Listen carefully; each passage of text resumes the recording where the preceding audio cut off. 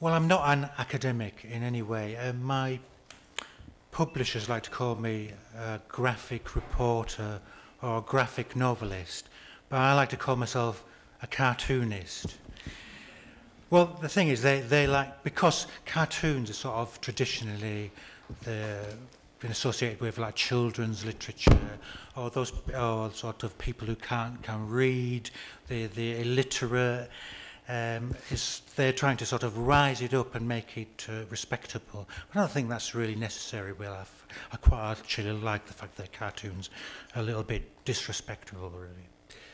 So these are just a few images of the kind of style I have and the kind of drawings I've done over the years, mostly from my portfolio, just to show the kind of range of things that I've done. And I tend to feature a lot of urban scenes, a lot of street scenes, buildings and things like that. I'm particularly keen on that. I grew up in the north of England in Yorkshire, and on a sort of very hilly place. And when I was growing up when I was a kid, I would look across the valley and I would see all the streets sort of laid out and the buildings laid out. I think this has sort of impressed itself on my mind because it's something that crops up a lot in my own work. And I'm particularly influenced by traditional sort of woodcut artists. When I was at college, I was influenced by Frans Mazereel, who was a Belgian woodcut artist and did a lot of work. Very black and white like this. This is one of my images. It's actually drawn the other way around. What I mean is that it's thrown into reverse. So all the white lines there were originally black, and then I've reversed it in Photoshop, so you get that nice effect there. Well, my first book was a book called Psychiatric Tales. Now this is prior to me being like a cartoonist and being published.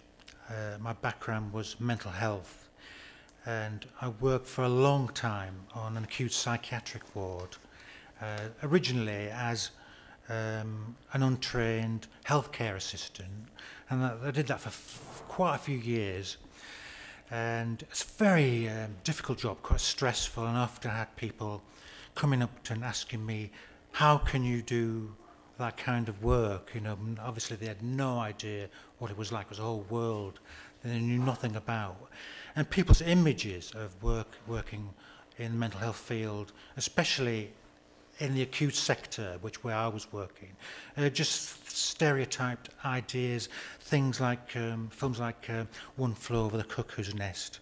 I mean, that's an old film. It was done in the early 70s, but the book it was based on was published in the 50s. So people's ideas of what happens on a psychiatric ward is very, very dated and isn't really like that at all. We have a very progressive, in most countries, view of mental health. And so I worked on this ward for quite a few years. And then I decided that I would train up and be a mental health nurse, actually get trained, which is like a 3-year course. And to get on this course, I had to do like a year while I was working, like night class, just to get the qualification, the last qualification that I needed.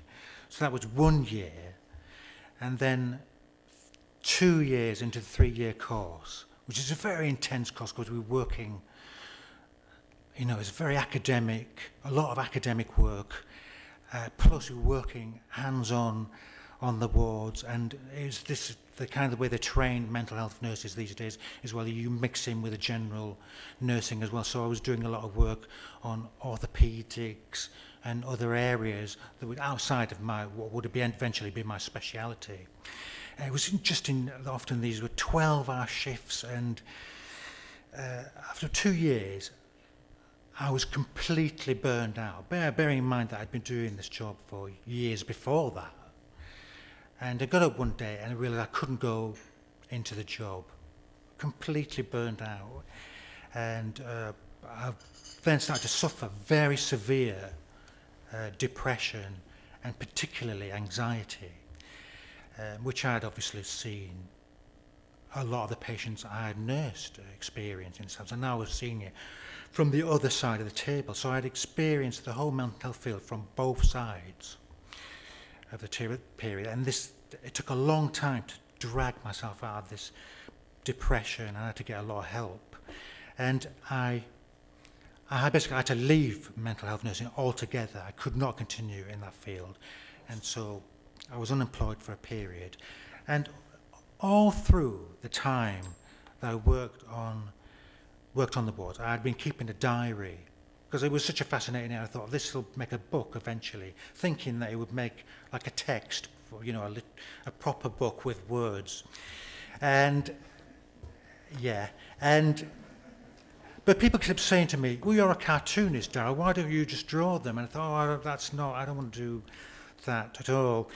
But eventually I did start to draw out these three little strips of things that happened, things I felt that needed explanation, and I started to put them online for people to read for free on my blog, basically. Experiences of working on like the dementia ward with people who are suffering from Alzheimer's and other illnesses, because I realized that people didn't really understand there was more than one kind of dementia that people can get. You can get different kinds apart from Alzheimer's. Then to think Alzheimer's is the B end, this is one of the things I want to explain. And it was also possible to get more than one type of dementia at the same time.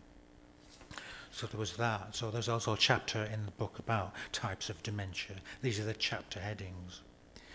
There's also a chapter on schizophrenia. It's one of the least, by the general public, least understood areas of mental health, and it comes with it a lot of fear and stigma and associations with danger, usually been propagated by the media. I've done a very poor job of explaining this illness.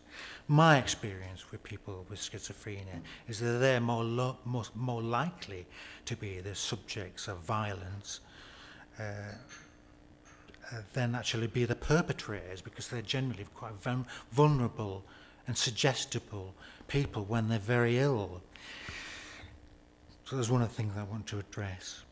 I also want to address self-harming as well. And I was quite ignorant when I first started working in this area, and I thought, like many people do, that people cut themselves for attention. I didn't really understand what was going on, but it's obviously much more complex than that. Philosophers going on in people's minds, and often I find it's in the expression when people are in such emotional turmoil that actually cutting yourself, it can distract from that. So it's often a release, and also some complications going on there.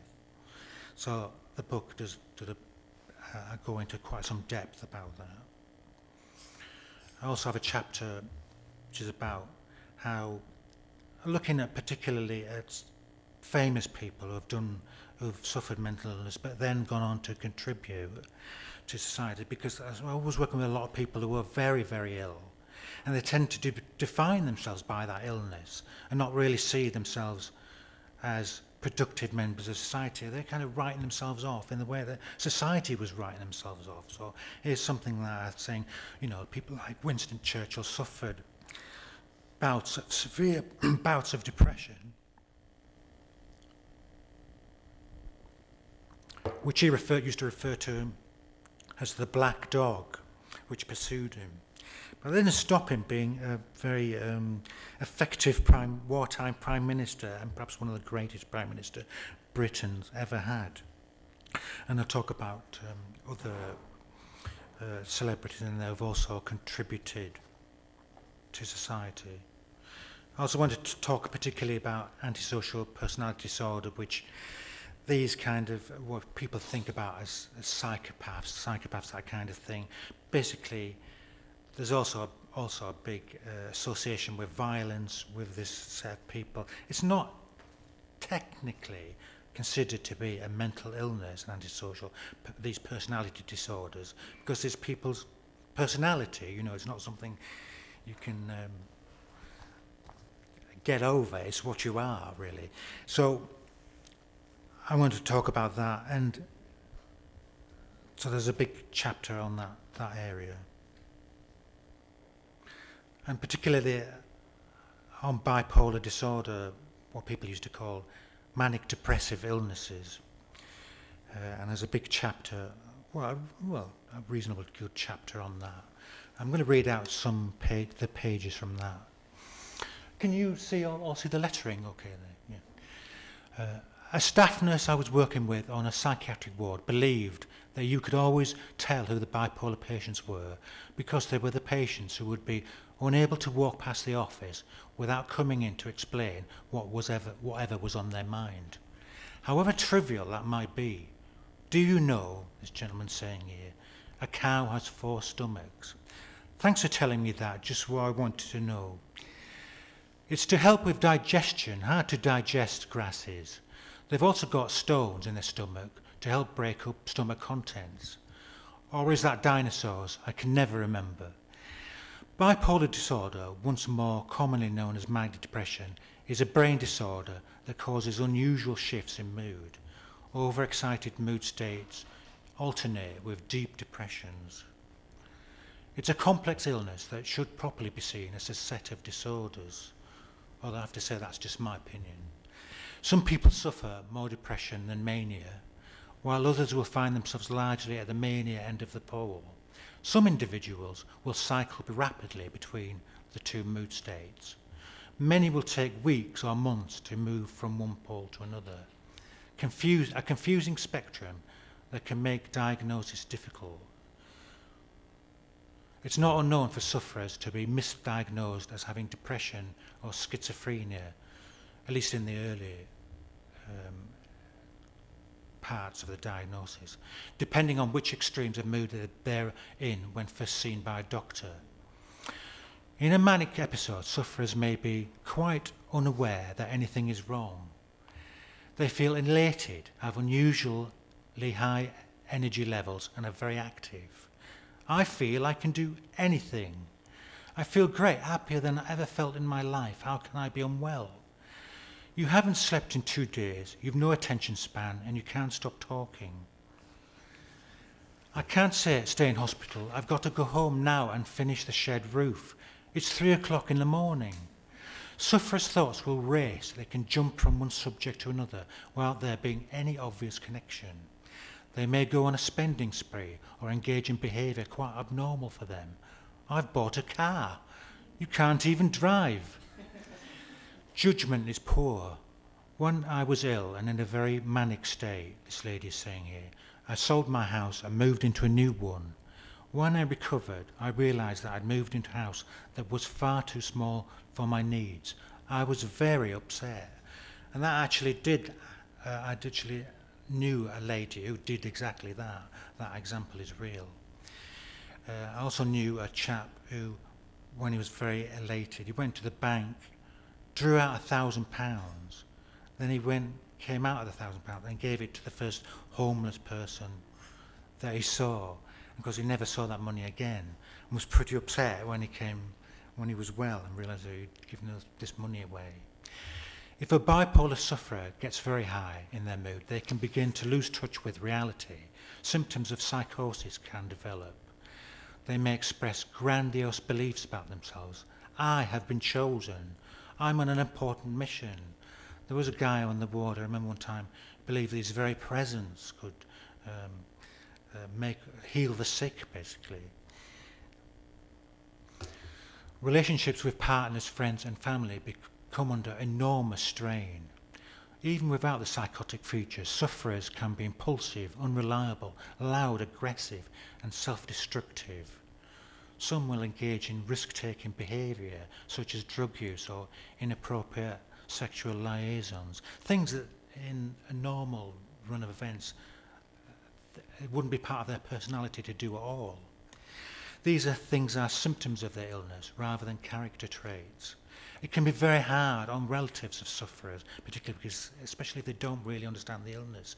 I got once I put this particular strip online. I got an email from a young man, said that he was going to buy 2 copies of the eventual book, one for each of his parents, to basically tell them that he was suffering from an actual illness and it wasn't just a personality thing, because they just didn't get it. The extremes of behaviour will fade once the mania is under control. Is it over? There is no cure for bipolar disorder. However, mood-stabilising drugs exist that are very effective in regulating the highs and lows of the illness. I've learned the hard way not to think that I can do without medication. It is very easy, once you are well, to think that you don't need the drugs anymore. This always leads to disaster. I expect to have relapses of this illness now and again, but I do have strategies that help avoid this. I keep to a regular sleep pattern. I drink alcohol only moderately, and I abstain from cannabis and other drugs. I avoid stimulants such as caffeine. Lastly, and most important of all, I rely on my family and friends to let me know when they think I'm becoming ill. In this way, I hope to stay well.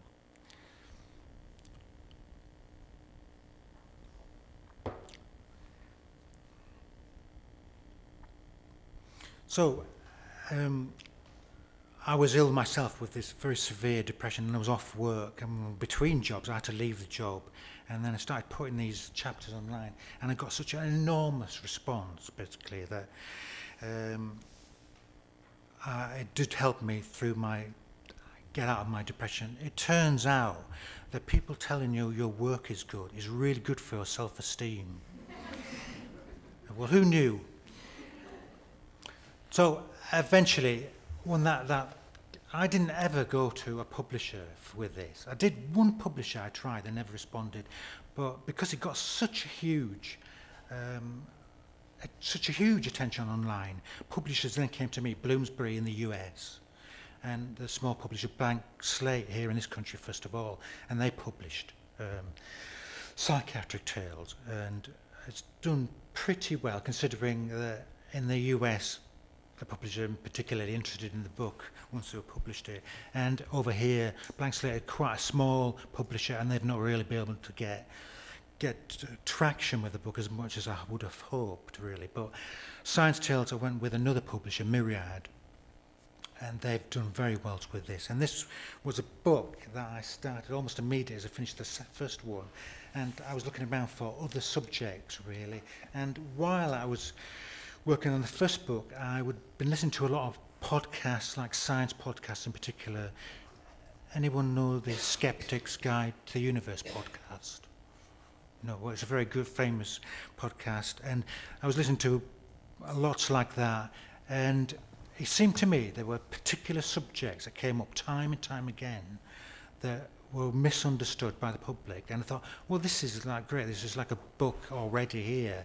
They're like almost self-selecting subjects. So I did Science Tales. Was full of, first started off where I knew what I knew was with mental health again. I did a chapter on electroconvulsive therapy, which I witnessed being done or sometimes often when I was working on the wards, and my view on electroconvulsive therapy is mixed, really. I prefer it didn't even exist, but it does.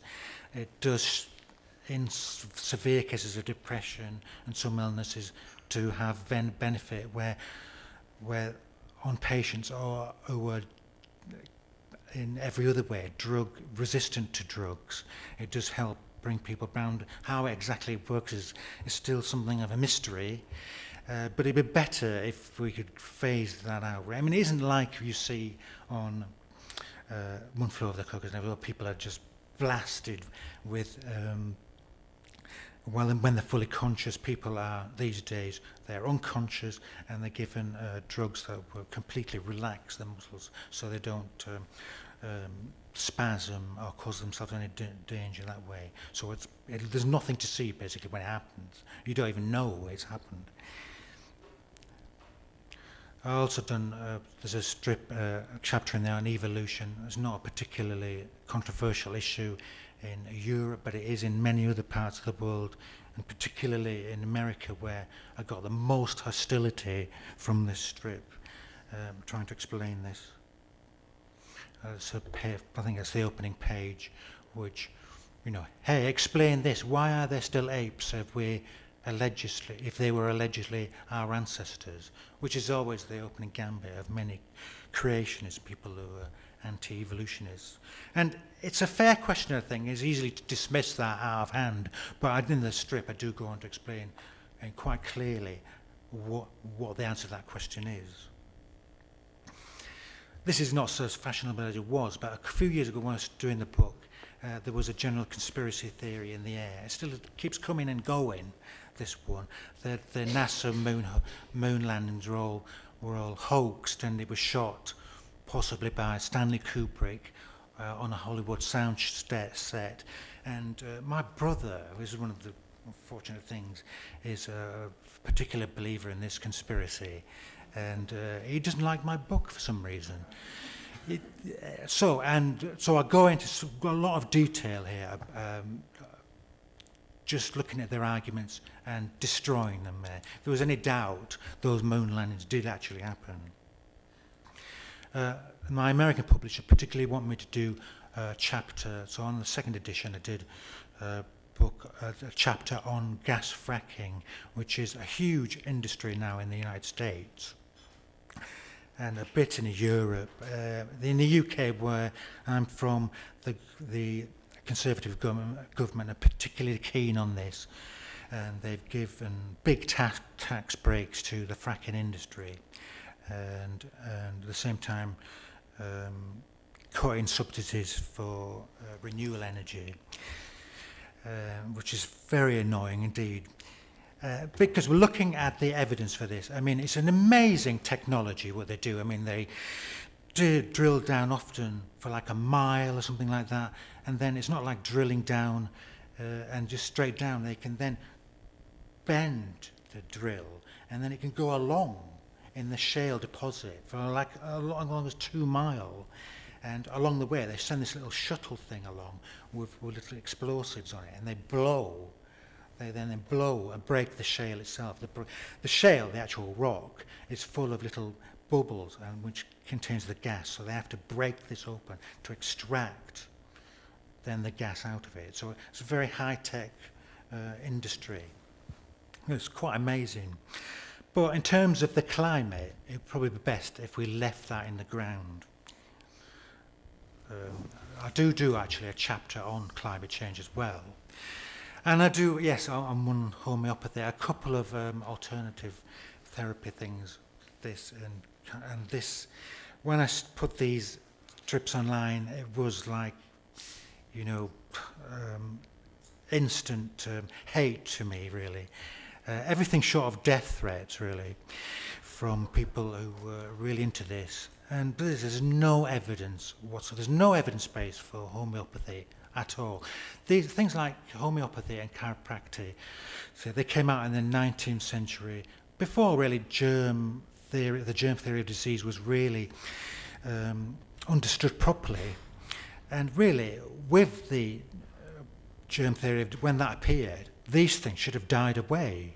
But they are still around, and particularly with chiropractic, because in the States it's a multi-million-dollar industry, chiropractic. So they've got a lot of vested interest and incredibly litigious as well. So I had to be very, very careful with that chapter. And there is that chapter. Not just that it's based on a lot of woo, really, that of energy states and all this kind of thing. But it actually can be quite dangerous, particularly with neck and head manipulation. There have been deaths due to this, so it has a dangerous element. The good parts of chiropractic are the basic physio elements of it. But it begs the question, why not just train as a physio? And I have a sum-up chapter, science denial, on about science denial generally. Oh yeah, I do this, the MMR vaccination scandal, really.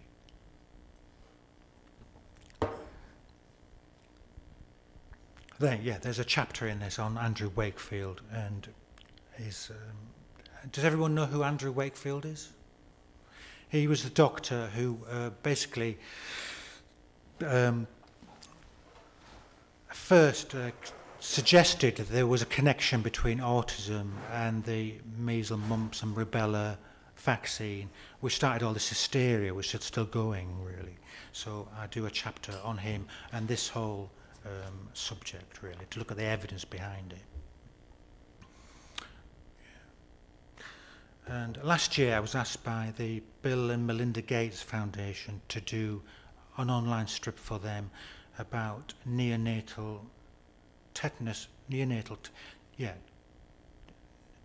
about tetanus basically, and its effect on the deaths of babies basically. So, and this is kills thousands of disease, kills thousands of babies in the developing world every year,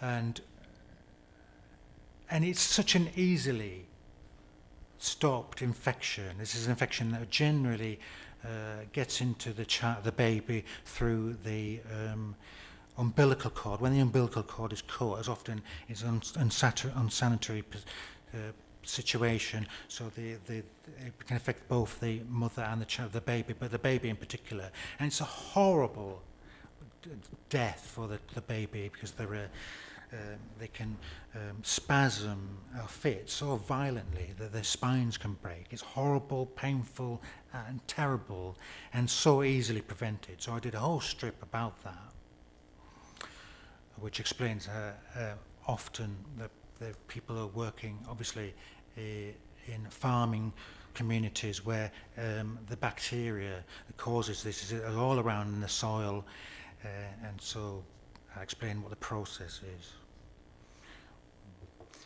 I'll just talk a little bit about my style here. Does anyone know the American comic strip Nancy? Yes, the American lady knows. Well, it's a very simple, very famous newspaper strip, and it was often just 3 panels, like basically 2 panels set up, then a punchline. And what they used to say about Nancy's strip is, by the time you've decided not to read it, you've already read it.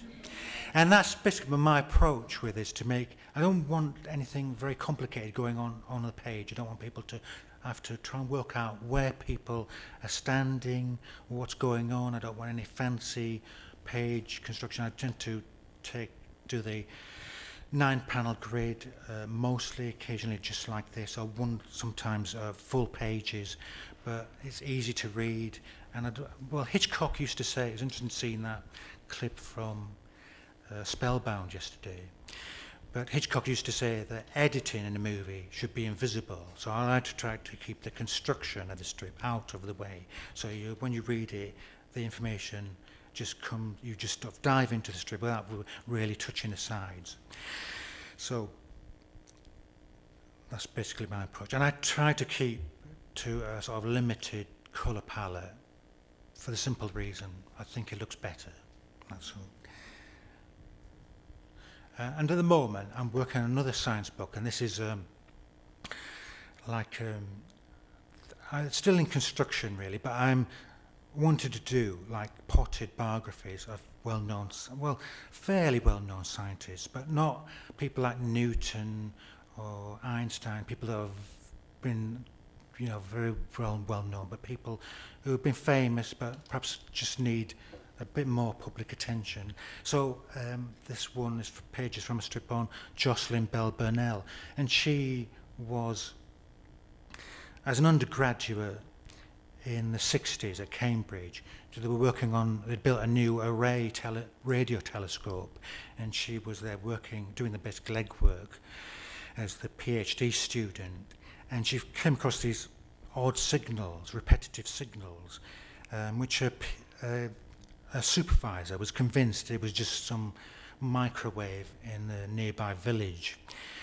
But it turned out she discovered the first pulsars. These are basically supernova remnants that super compressed, which rotate at fantastic speeds, often hundreds of times a second, hard to believe. And they throw out a lot of energy, X-rays, visible light, all sorts of stuff. So if we lined up with them, we can see them flashing. So that's why they're known as pulsars. And for this, she was not given the Nobel Prize, famously, but a PhD supervisor was given the Nobel Prize for it, Anthony Hewish. And the explanation was that they don't give Nobel Prizes to undergraduates, to some of the fact that she was the one who discovered it and did all the basic legwork. It's a famous row in science. And so this is another page from that.